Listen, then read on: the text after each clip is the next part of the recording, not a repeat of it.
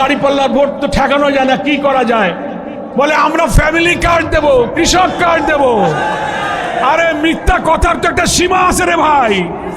বাংলাদেশের মানুষ হলো 18 কোটি, উনি কয় 50 কোটি কার্ড দেবে। ও অঙ্কে ভুল হয়ে গেছে। তারপরে আবার সে কার্ডে কি কি পাওয়া যাবে তার মধ্যে আবার একতলাফ হয়েছে। কয় যে এই কার্ডে 7,000, ওই কার্ডে 21,000। কেউ কয় না এই কার্ডে চাল ডাল তেল রেশন পাবা। এটিএম কার্ড কোনটা পাবা? আরে কার্ড তো দেয় একটা রাষ্ট্রের সরকারের লোকেরা, বিজেপি সরকারের লোকেরা দেয়। ক্ষমতা যাওয়ার আগে দাঁড়িপাল্লার জোয়ার ঠেকানোর জন্য, প্রতারণা করে ভোট ফিরবার জন্য এই মিথ্যা ভোতা হাতিয়ার দিয়ে তোমাদের উদ্দেশ্য অর্জন হবে না। তাই ফুলতলাবাসীর কাছে বলতে চাই, আমি আপনাদের ভাই, আপনাদের সন্তান, আপনাদের বন্ধু। জীবনের এই বয়স পর্যন্ত এসে আমি 100% সৎ থেকে যতটুকু পেরেছি এই বিল ডাকাতি আর জলাবদ্ধতার চেষ্টা করেছি, রাস্তাঘাটের উন্নয়ন করেছি। আপনারা কি ভুলে গেছেন এই ফুলতলার কৃষি বকরশি জমির খাজনা ছিল শতকে 22 টাকা? মনে আছে আপনাদের? সেই 22 টাকার খাজনা আমি পার্লামেন্টে বক্তব্য দিয়ে ভূমি মন্ত্রণালয় থেকে কমিয়ে 22 টাকার খাজনাকে 2 টাকায় আমি আনিয়েছিলাম। মানুষের জন্য যতটুকু পেরেছি 100% সৎ থেকে চেষ্টা করেছি। যদি আপনারা বলেন যে না বাবা, ভাই, বন্ধু, তুমি থাকো আমাদের সামনে, আর একবার নতুন বাংলাদেশ গড়তে তোমার সাথে আমরা আছি, আপনারা কি আমার সাথে আছেন? ভোটের আগে জনসমর্থনে ব্যর্থ হয়ে টাকা দিয়ে মানুষ কিনতে চায়। এতে বোঝা যায় ক্ষমতার সুযোগ পেলে আগে কোটি কোটি টাকা আগে তুলে নেবে জনগণের কাছ থেকে, টাকা আবার তারা বিদেশে পাচার করবে। কিন্তু আমি গোলাম পরোয়ার 2001 সালে আপনারা আমাকে দাঁড়িপাল্লায় ভোট দিয়ে নির্বাচিত করেছিলেন। আপনারাই সাক্ষী আছেন। আমি দাঁড়িয়ে দাঁড়িয়ে এই ফুলতলা পথে পথে বলেছিলাম, মহান আল্লাহ যদি আমাকে আপনাদের খিদমতের জন্য কবুল করেন, সরকারি উন্নয়নের সাহায্যের অর্থ আমি যা পাবো, একটা টাকা অবৈধভাবে আমার হলকমের নিচে যাবে না। 5 বছর এমপি হয়ে দায়িত্ব পালনে আমি প্রমাণ করেছি, লিখিত বই ছেপে হিসাব দিয়েছি, 350 কোটি টাকার উন্নয়নের কাজ করেছি। কেউ একটা টাকা চুরি, দুর্নীতি, কোন কাজের বিনিময়ে 1 কাপ চাও আমি কারো কাছ থেকে খাইনি। বাংলাদেশের ইতিহাসে কোন এমপি হয়তো এই প্রমাণ দিতে পারবে না, লিখিতভাবে হিসাব রেখে কয়টা স্কুল, কয়টা কলেজ, কয়টা রাস্তা, কোথায় বিদ্যুৎ দিয়েছি, কয়টা মসজিদ মন্দির করেছি, কোথায় টিউবওয়েল দিয়েছি, তার টাকার অঙ্ক উল্লেখ করে বই ছেপে আমি জনগণের কাছে আগেও দিয়েছিলাম, আবার আমি কিছু বই ছাপানোর চেষ্টা করেছি। আপনারা কেউ কেউ দেখেছেন বইটা?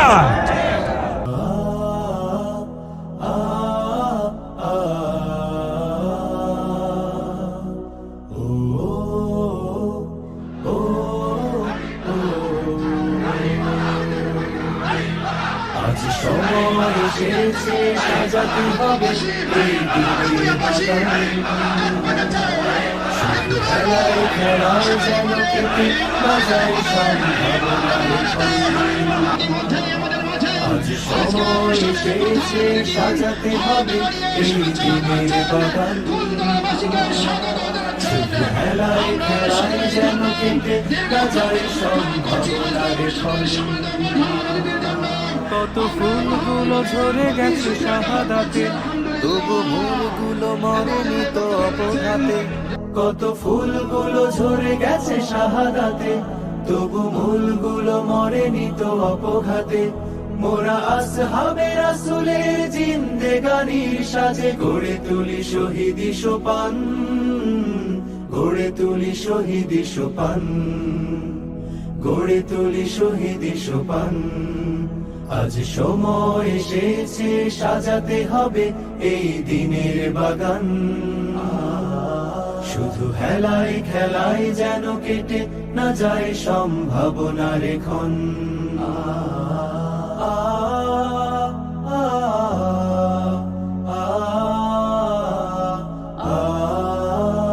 সত্যের সংগ্রামে আমরাই চিরদিন মুক্তির আলো হয়ে জ্বলবো, আশাহত এ জাতির আশার প্রাসাদ হয়ে সাম্য ন্যায়ের কথা বলবো। সত্যের সংগ্রামে আমরাই চিরদিন মুক্তি শান্তির আলো হয়ে জ্বলবো।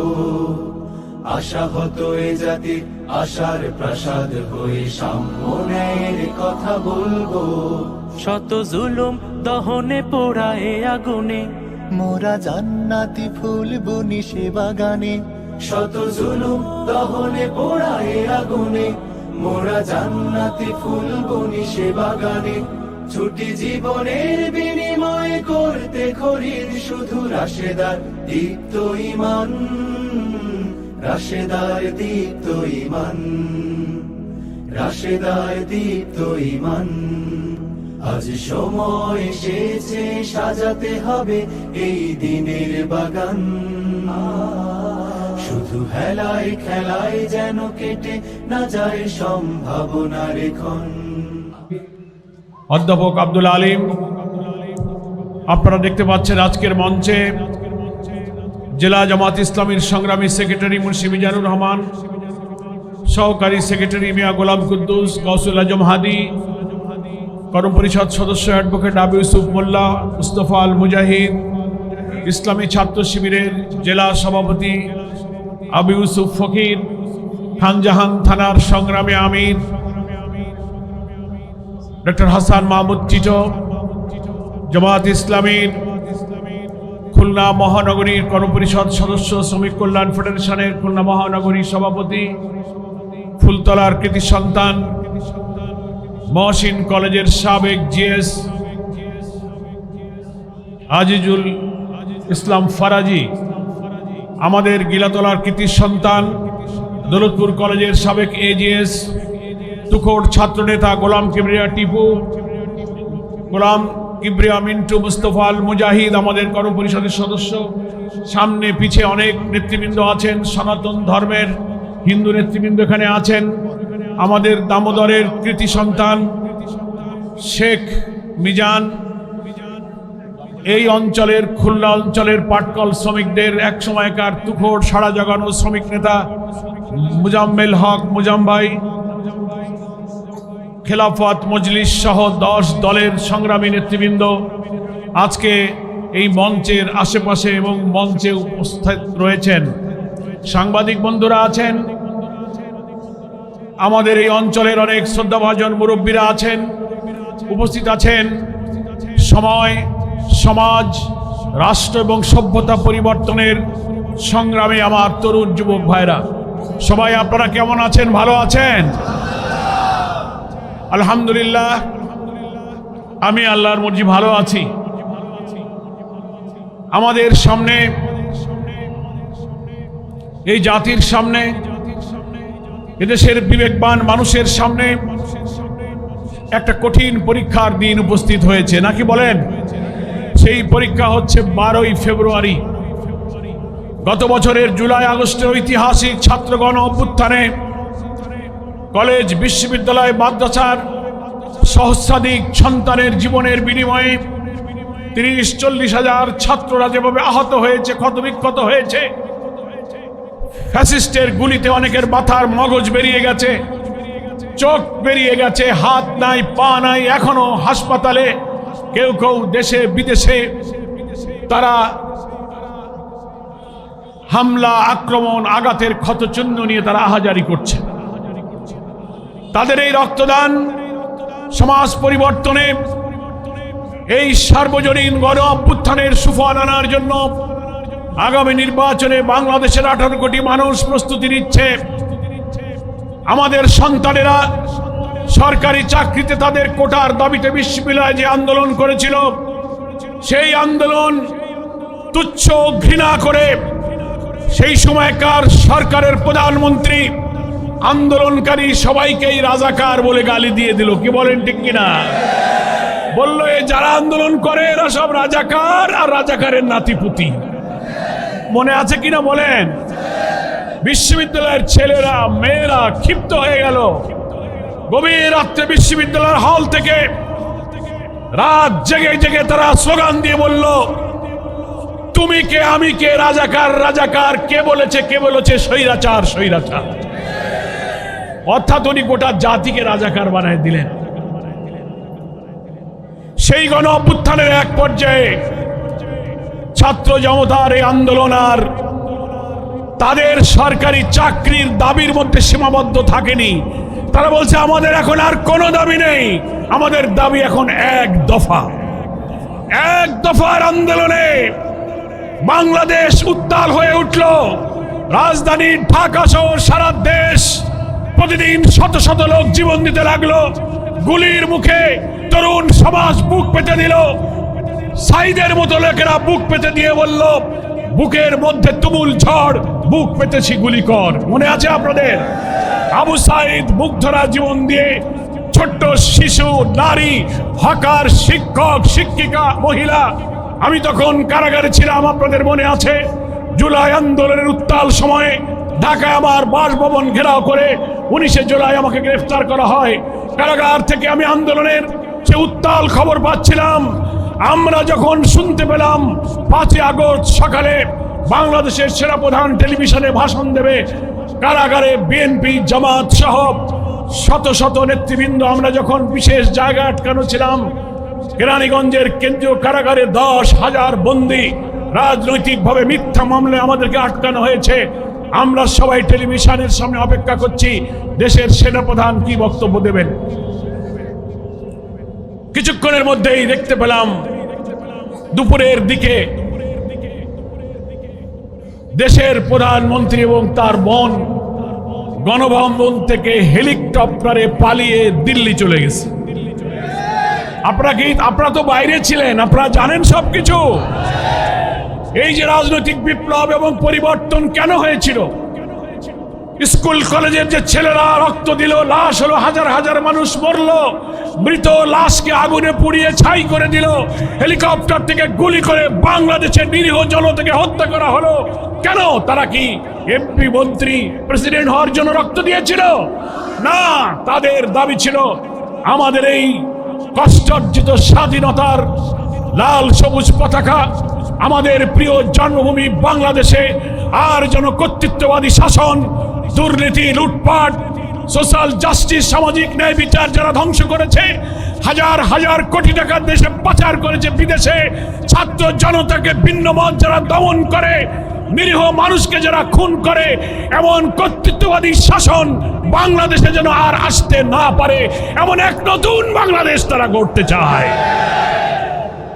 সংগ্রামী ফুলতলাবাসী, সেই নতুন বাংলাদেশ গড়ার জন্য ছাত্র জনতার আকাঙ্ক্ষায় বাংলাদেশের একজন কৃতি সন্তান, নোবেল বিজয়ী প্রফেসর ডক্টর ইউনূসকে ছাত্র জনতা নিয়ে আসলো যে আপনি আসেন, আমাদের দেশে অন্তর্বর্তীকালীন সরকারের দায়িত্ব গ্রহণ করুন, একটি অবাধ, সুষ্ঠু, নিরপেক্ষ নির্বাচনের মধ্য দিয়ে নির্বাচিত জনপ্রতিনিধির হাতে আপনি ক্ষমতা হস্তান্তর করে এই জাতিকে একটি নতুন বাংলাদেশ, সমৃদ্ধ বাংলাদেশ, মানবিক বাংলাদেশ তৈরি করার জন্য গণ আকাঙ্ক্ষার স্বীকৃতি স্বরূপ আপনি আমাদের দেশে আসুন। তিনি আসলেন, সরকারের দায়িত্ব গ্রহণ করলেন, অনেক চ্যালেঞ্জ মোকাবেলা করে তিনি নির্বাচনের টাইমলাইন ঘোষণা করেছিলেন।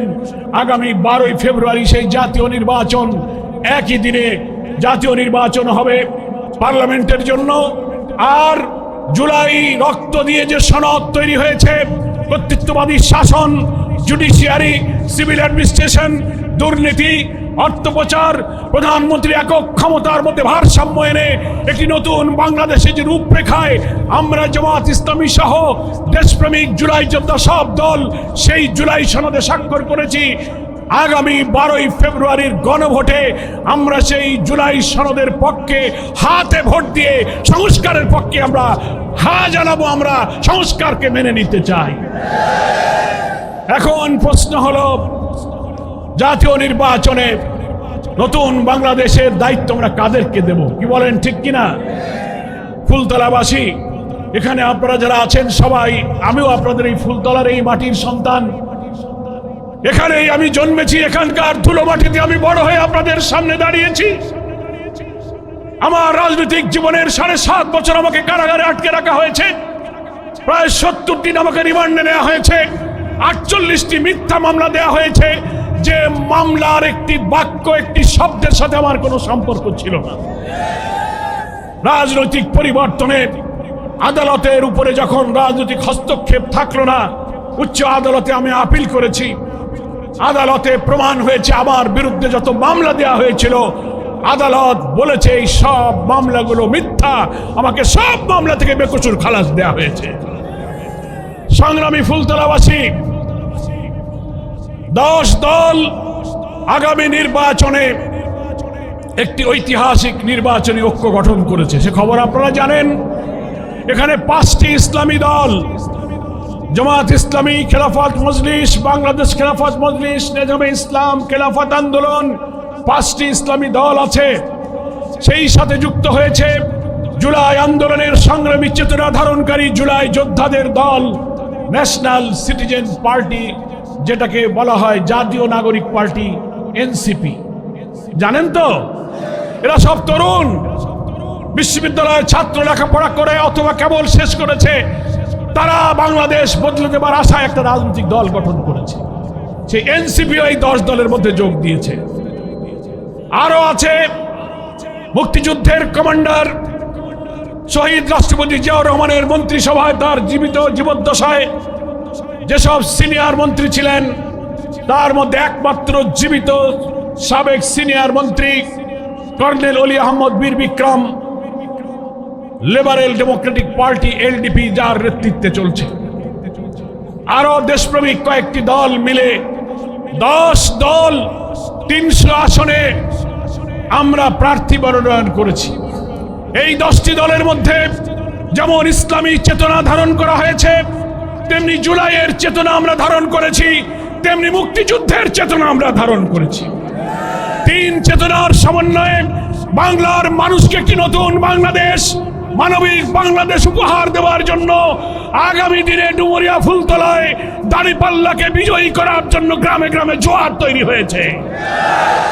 সংগ্রামী ভাইয়ের আমার, 10 দলের পক্ষ থেকে আমাকে বলা হয়েছে, এই ফুলতলার ডুমুরিয়ায় আপনি 2001 সালে এমপি নির্বাচিত হয়েছিলেন, এখানকার জনগণ যেহেতু আপনাকে চেনে, 10 দলের পক্ষ থেকে এখানে আপনাকে আবার মনোনয়ন দেওয়া হলো। ফলে আমি এখন শুধু জামাত ইসলামীর প্রার্থী নই, আমি জামাত ইসলামের মনোনীত কিন্তু 10 দলের সমর্থিত প্রার্থী। আর অন্যদিকে কারা আছে? অন্যদিকে আছে স্বাধীনতার 54 বছর ধরে বিভিন্ন সময় যারা এই দেশের রাজনীতি করেছেন, রাষ্ট্র পরিচালনা করেছেন, তারাও এখন অন্যদিকে আছে। কি বলেন, ঠিক কিনা? নাম আমার বলার দরকার নাই, সবাই চেনেন। কি চেনেন কিনা বলেন? বাংলাদেশ ছোট্ট দেশ, স্বাধীনতার 54 বছরে 3টা দল দেশ শাসন করেছে। কয়টা দল? 3টা। নৌকা, লাঙ্গল, ধানের শীষ। নৌকা, লাঙ্গল, ধানের শীষ। 54 বছরে তারা দেশ শাসন করে জনগণের দুঃখ, দুর্দশা, দুর্ভোগ, আকাঙ্ক্ষা পূরণ করতে তারা ব্যর্থতার পরিচয় দিয়েছে। আমি কোনো একটা দলের কথা বলবো না এই কারণে, এই 54 বছরের 3টি দল আর সামরিক শাসন ছিল প্রায় 9 বছর। 54 বছরের রাষ্ট্র শাসনে রাজনৈতিক দলের যারা নেতৃত্ব দিয়েছিলেন, সরকার গঠন করেছিলেন, যারা প্রধানমন্ত্রী ছিলেন, এমপি ছিলেন, কোন দল বুকে হাত দিয়ে বলতে পারবে না যে আমার রাষ্ট্র শাসনে আমার দল কোনো দুর্নীতি করেনি। এ কথা কি বলতে পারবে? কোন দল বলতে পারবে না যে আমি ক্ষমতায় গিয়ে ভিন্ন মতের দলের উপরে কোনো দমন, পীড়ন, নির্যাতন, মিথ্যা মামলা দেয়নি। এ কথা কেউ বলতে পারবে না। দুর্নীতি, লুটপাট, বিদেশে অর্থ পাচার, বিচার ব্যবস্থায় হস্তক্ষেপ, সন্ত্রাস, সহিংসতার অভিযোগ প্রত্যেকটি দলের বিরুদ্ধে আছে। আছে কিনা বলেন? বাংলাদেশে জামাত ইসলামী সহ এই 10 দলের মধ্যে যে 5টি ইসলামী দল আর অন্য দলগুলো যুক্ত হয়েছে, তারা একবারও রাষ্ট্র পরিচালনা করে নাই, জানেন তো আপনারা। ফলে নতুন বাংলাদেশ, মানবিক বাংলাদেশ মানে হলো 54 বছরে যারা রাষ্ট্র শাসন করে দুর্নীতি দূর করতে পারে নাই, হাজার হাজার কোটি টাকা বিদেশে পাচার করেছে, এখানে একজন প্রার্থী আছে সেই সব দলের, নাম কি জানেন? বলার দরকার নাই, আমার ঘনিষ্ঠ বন্ধু ছিলেন, তিনি এখনো আছেন। কিন্তু গুগলে প্রযুক্তিতে চাপ দিয়ে জিজ্ঞাসা করবেন এই প্রার্থীর বিরুদ্ধে কি কোনো দুর্নীতির অভিযোগ আছে কিনা, গুগল চ্যাট জিটিপি প্রযুক্তি বলে দেবে কতটা মামলা ছিল, কত বছর দুর্নীতির মামলায় সাজা হয়েছে। আপনি প্রযুক্তি খুললে আপনি জানতে পারবেন। আজকে সেই কালো টাকার বস্তার বুক খুলে দিয়ে জনগণের বিবেক এবং রায়কে খরিদ করার অপচেষ্টা করা হচ্ছে। যারা ভোটের আগে জনসমর্থনে ব্যর্থ হয়ে টাকা দিয়ে মানুষ কিনতে চায়, এতে বোঝা যায় ক্ষমতার সুযোগ পেলে আগে কোটি কোটি টাকা আগে তুলে নেবে জনগণের কাছ থেকে, টাকা আবার তারা বিদেশে পাচার করবে। কিন্তু আমি গোলাম পরোয়ার 2001 সালে আপনারা আমাকে দাঁড়িপাল্লায় ভোট দিয়ে নির্বাচিত করেছিলেন। আপনারাই সাক্ষী আছেন, আমি দাঁড়িয়ে দাঁড়িয়ে এই ফুলতলা পথে পথে বলেছিলাম, মহান আল্লাহ যদি আমাকে আপনাদের খিদমতের জন্য কবুল করেন, সরকারি উন্নয়নের সাহায্যের অর্থ আমি যা পাবো একটা টাকা অবৈধভাবে আমার হলকমের নিচে যাবে না। 5 বছর এমপি হয়ে দায়িত্ব পালনে আমি প্রমাণ করেছি, লিখিত বই ছেপে হিসাব দিয়েছি, 350 কোটি টাকার উন্নয়নের কাজ করেছি। কেউ একটা টাকা চুরি দুর্নীতি কোন কাজের বিনিময়ে এক কাপ চাও আমি কারো কাছ থেকে খাইনি। বাংলাদেশের ইতিহাসে কোন এমপি হয়তো এই প্রমাণ দিতে পারবে না, লিখিতভাবে হিসাব রেখে কয়টা স্কুল, কয়টা কলেজ, কয়টা রাস্তা, কোথায় বিদ্যুৎ দিয়েছি, কয়টা মসজিদ মন্দির করেছি, কোথায় টিউবওয়েল দিয়েছি, তার টাকার অঙ্ক উল্লেখ করে বই ছেপে আমি জনগণের কাছে আগেও দিয়েছিলাম, আবার আমি কিছু বই ছাপানোর চেষ্টা করেছি। আপনারা কেউ কেউ দেখেছেন বইটা? বাংলাদেশের জীবন থেকে দুর্ভোগ যাবে না যদি আইনকে, আল্লাহ তাআলার নাজিল করা কিতাব, আল্লাহর দ্বীন অনুযায়ী আইন যদি আল্লাহর বিধান অনুযায়ী না হয়, শাসন ক্ষমতায় রাষ্ট্রপতি, প্রধানমন্ত্রী, এমপি, মন্ত্রী, সচিব, DC, SP, OC, SI, UNO, every key point of the state, রাষ্ট্রের সমস্ত যন্ত্রের সৎ লোক না হলে, আর আইন যদি আসমান থেকে নাজিল হওয়া আইন না হয়, তাহলে আমাদের কপালের দুর্ভোগ কোনোদিন যাবে না।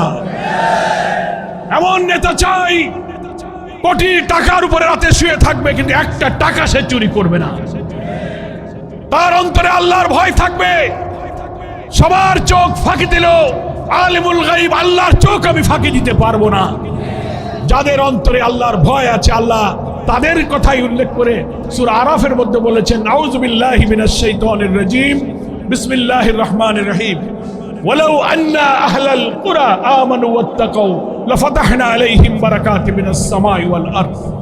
কোন দেশ, কোন জনপদের মানুষ যদি আল্লাহর উপর ঈমান এনে আল্লাহর কাছে জবাবদিহির ভয় করে রাষ্ট্র চালাতে পারে, লাফাতাহনা আলাইহিম, আমি তাদের জন্য খুলে দেব বারাকাতিম মিনাস সামাই ওয়াল আরদ, আকাশ এবং পৃথিবীর সব বরকতের দরজা তাদের জন্য খুলে দেব। বলুন সুবহানাল্লাহ। আপনারা কি সেই বরকতের বাংলাদেশ চান? ফুলতলা উপজেলার 4টি ইউনিয়নে কোন দাঁড়িপাল্লায় ভোট দেওয়ার জন্য হাজার হাজার নারী পুরুষের মধ্যে একটা জোয়ার তৈরি হয়েছে। আমরা এই বাংলাদেশকে পরিবর্তন করতে চাই। সেই পরিবর্তন মানে কি? পরিবর্তন মানে হলো যারা 54 বছরে ক্ষমতায় ছিল তাদেরকে না বলতে হবে, তাদেরকে লাল কার্ড দেখাতে হবে। কারণ 54 বছরের সততার পরীক্ষায়, চরিত্রের পরীক্ষায় তারা ফেল করেছে। কি বলেন, ঠিক কিনা? জামাত ইসলামী কখনো রাষ্ট্রের দায়িত্ব পালন করেনি। ইসলামী আলেম ওলামা এবং এইসব জুলাই যোদ্ধার চেতনার লোকেরা কখনো রাষ্ট্র পরিচালনা করেনি। কি বল? ফলে একবার তাদেরকে সুযোগ দিতে হবে।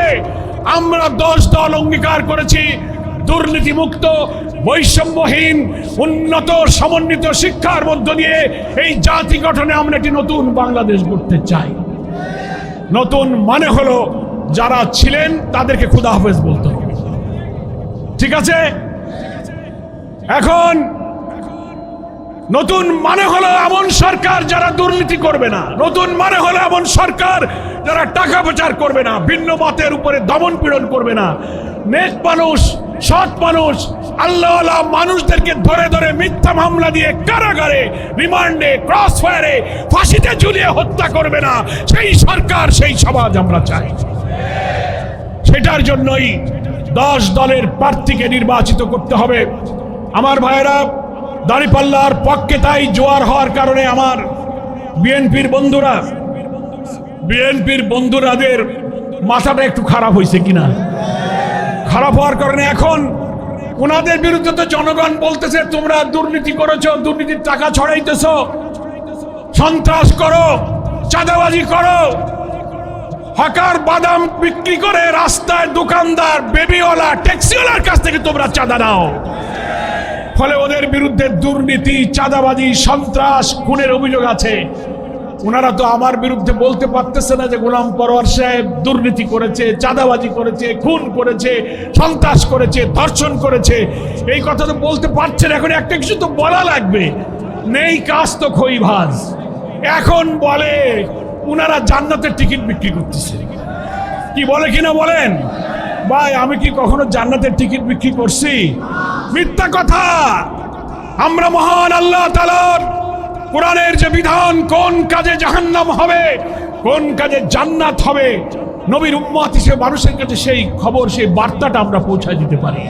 কিন্তু আল্লাহর সন্তুষ্টি আর নবীর শাফায়াত ছাড়া কেউ জান্নাতে যেতে পারবে না, আমরা কোনোদিন বলিনি। বরং সোশ্যাল মিডিয়াতে, ফেসবুকে আপনি দেখবেন, আমি শতবার, আপনারা দেখতে পাবেন, বিএনপির অনেক নেতার বক্তব্য আছে। সে বলেছে নামাজও যদি না পড়ো, রোজাও না থাকো, হজও না করো, যাকাত না দাও, বিএনপিতে ভোট দিলে জান্নাতে যাবা। একথা বিএনপি বলেছে, জামাত বলেনি। তারপরে এখন দাঁড়িপাল্লার ভোট তো ঠেকানো যায় না, কি করা যায়? বলে আমরা ফ্যামিলি কার্ড দেব, কৃষক কার্ড দেব। আরে মিথ্যা কথার তো একটা সীমা আছে রে ভাই। বাংলাদেশের মানুষ হলো 18 কোটি, উনি কয় 50 কোটি কার্ড দেবে। ও অঙ্কে ভুল হয়ে গেছে। তারপরে আবার সে কার্ডে কি কি পাওয়া যাবে, তার মধ্যে আবার একতলাফ হয়েছে। কয় যে এই কার্ডে 7,000, ওই কার্ডে 21,000। কেউ কয় না এই কার্ডে চাল, ডাল, তেল, রেশন পাবা। এটিএম কার্ড কোনটা পাবা? আরে কার্ড তো দেয় একটা রাষ্ট্রের সরকারের লোকেরা, বিজেপি সরকারের লোকেরা দেয়। ক্ষমতা যাওয়ার আগে দাঁড়িপাল্লার জোয়ার ঠেকানোর জন্য, প্রতারণা করে ভোট ফিরবার জন্য এই মিথ্যা ভোতা হাতিয়ার দিয়ে তোমাদের উদ্দেশ্য অর্জন হবে না। তাই ফুলতলাবাসীর কাছে বলতে চাই, আমি আপনাদের ভাই, আপনাদের সন্তান, আপনাদের বন্ধু। জীবনের এই বয়স পর্যন্ত এসে আমি 100% সৎ থেকে যতটুকু পেরেছি, এই বিল ডাকাতি আর জলাবদ্ধতার চেষ্টা করেছি, রাস্তাঘাটের উন্নয়ন করেছি। আপনারা কি ভুলে গেছেন এই ফুলতলার কৃষি বকরশি জমির খাজনা ছিল শতকে 22 টাকা, মনে আছে আপনাদের? সেই 22 টাকার খাজনা আমি পার্লামেন্টে বক্তব্য দিয়ে ভূমি মন্ত্রণালয় থেকে কমিয়ে 22 টাকার খাজনাকে 2 টাকায় আমি আনিয়েছিলাম। মানুষের জন্য যতটুকু পেরেছি 100% সৎ থেকে চেষ্টা করেছি। যদি আপনারা বলেন যে না বাবা, ভাই, বন্ধু, তুমি থাকো আমাদের সামনে, আর একবার নতুন বাংলাদেশ গড়তে তোমার সাথে আমরা আছি, আপনারা কি আমার সাথে আছেন? আমাদের মাঝে একটু দাঁড়ান, আমাদের মাঝে আমাদের বিএনপির বন্ধুরা, শুনতেছি একটা কথা বলে আমি শেষ করতেছি, মিছিলে আমরা যাব, আমিও যাব। আপনারা আমার সাথে যাবেন? আপনারা যদি যান আমিও মিছিলের সামনে থাকবো। সবাই রাজি আছেন? একটা কথা বলি আমি, সেটা হচ্ছে, আমি কালকে শুনলাম বলতেছে যে দাঁড়িপাল্লার লোকেরা তো ভোট ব্যাপকভাবে নিয়ে যাচ্ছে, কি করে হারানো যায়। একজন বলল টাকা তো তাদের কম নেই, চুরি করা টাকা, দুর্নীতির টাকা দিতে তো মায়া লাগে না, কি বলেন ঠিক কিনা? পরের টাকা, হারাম টাকা বিলাবে। আরে আমাদের হালাল টাকা, একজনের 2 টাকা দিতে গেল, গুনিয়ে দেখি তাও নোট 2 খেন গেল না 3 খেন গেল, কষ্ট হয়। ওনারা বলতেছেন ডুবুরিয়া ফুলতলার 1 লক্ষ ভোট নাকি টাকা দিয়ে কিনে নেব। 1 লক্ষ ভোট কিনতে কত টাকা লাগে? কোথায় এই দুর্নীতির টাকা?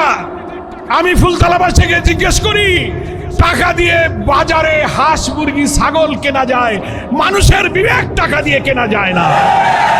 আপনারা কি টাকার সামনে বিবেককে বিক্রি করে দেবেন? সারা বছর খোঁজ নেই, বিলটা কি আর জলবদ্ধতা, মিল কারখানা বন্ধ, না খাওয়া, কত দুর্যোগ, কেউ চেনে না, খবর নাই। ভোটের আগে এসে এখন 500 টাকা 1000 টাকা বিরিয়ানির প্যাকেট দিয়ে আপনি মানুষের বিবেক খরিদ করবেন। কত ফুলতলা ডুবুরিয়ার মানুষ বোকা নয়। আমরা মনে করি হালালের উপরে থেকে যদি আল্লাহর দিন কায়েম হয়, আমার রুটি রুজি জীবন জীবিকার দুঃখ আল্লাহ দূর করে শান্তির সমাজ দেবেন। এই এক মাসের জন্য তোমার 1000 টাকা হারাম টাকা আমি গ্রহণ করব না। আপনাকে এই টাকা কি ফেরত দেবেন?